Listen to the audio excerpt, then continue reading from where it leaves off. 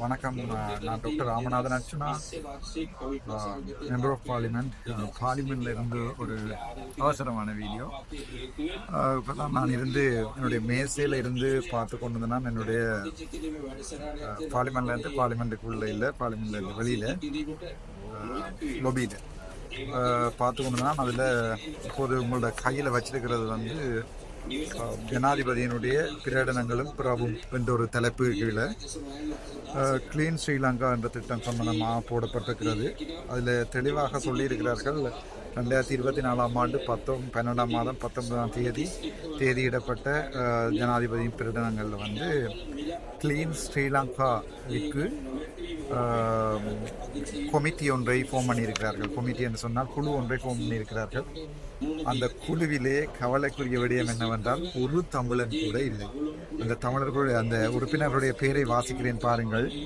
கலாநிதி NS குமாரநாயக்க அவர்கள் சனாதிபதியின் செயலாளர், இராணுவ தளபதி, அதுக்கு பிறகு கடற்படை தளபதி, விமானப்படை தளபதி திரு WLA சமன் பிரியன் அவர்கள், பதில் போலீஸ் மா அதிபர், பொறியியலாளர் குமுது லால் டி சில்வா அவர்கள், தலைவர் நகர அபிவிருத்தி அதிகார சபை, IS ஜெயரத்ன அவர்கள், சிகான் டி சில்வா அவர்கள், சந்தியா சல்காது அவர்கள், கலாநிதி காமினி பட்டுவிடகே அவர்கள், கலாநிதி அனுருத்த கமகை, தில்ருக்பான் சிங், தீபல் சூரியராச்சி, சிசிர் அமரபந்து, கிரிஷாந்த குமாரி, ஐயது பெரேரோ, ருவான் வீரசூரிய, தயான் கருணாரத்ன அவர்கள்.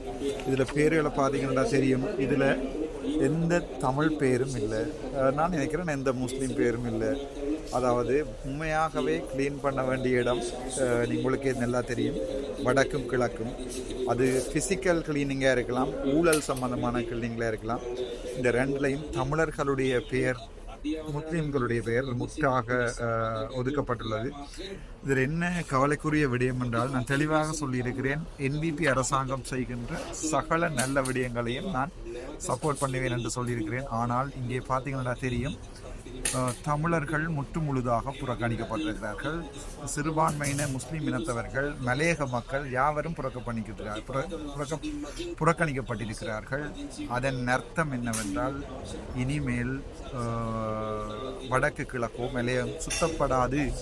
ஒரு சில மந்திரிமார்களை உங்களுக்கு தெரியும், அவர்கள் வளமையாக அந்த கல் பிடிப்பார்கள், கல்லூரியை திறத்தி பிடிப்பார்கள். அதுக்கொண்டு 1-2 அறிவாளிகள், அதில் ஒரு அறிவருடி கிட்டல பார்த்தேன், ஏதோ ஒரு பேர் உண்டு. நான் அதை கணக்கெடுக்கையில் என்னுடைய அண்ணா பிரான்சிலே இயக்கத்துக்கு காசு சேர்க்கிறார் என்று அந்த 5 பேர் காரில் போனவர்கள் ஒரு ஆளுன்னு சொன்னார்கள். உண்மை தெரியாது.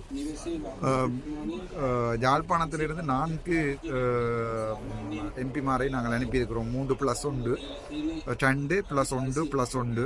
உங்களுக்கு தெரியும், 2 எங்களுடைய தெரிவு செய்யப்பட்ட பாராளுமன்ற உறுப்பினர்கள், அது தவிர 1 போனஸ், அது தவிர தேசிய பட்டியல் உண்டு. அதில் எங்களுக்கு அமைச்சரும் இருக்கிறார். கிளீன் ஸ்ரீலங்கா திட்டத்தில் தமிழர்கள் இல்லை, முஸ்லீம்கள் இல்லை. பாதை சறுக்குகிறதா என சந்தேகம். இந்த கேள்வியை நான் எங்களுடைய கல்லுப்பிடிக்கும் பாராளுமன்ற உறுப்பினர்களிடம் விடுகிறேன். ஸோ உங்களுக்கு எந்த பதவியும் தர முடியாதென்றால், அல்லது எங்களுடைய யாழ்ப்பாணத்திலிருந்து ஒரு தமிழ், கிழக்கிலிருந்து ஒரு தமிழ், கிழக்கிலிருந்து ஒரு முஸ்லீம், மன்னாரிலிருந்து ஒரு முஸ்லீம், வவுனியாவிலிருந்து ஒரு முஸ்லீம் ஏன் தெரிவு செய்யப்படவில்லை? எங்கோ ஆட்டம் காணுகிறதா என்ற ஒரு சின்ன சந்தேகத்துடன் இந்த வீடியோவை உங்களுக்கு போடுகிறேன். நீங்கள் தான் அதற்குரிய பதிலை சொல்லணும். நன்றி, வணக்கம். டாக்டர் ராமநாதன் அர்ச்சுனா, பாராளுமன்றத்தில்.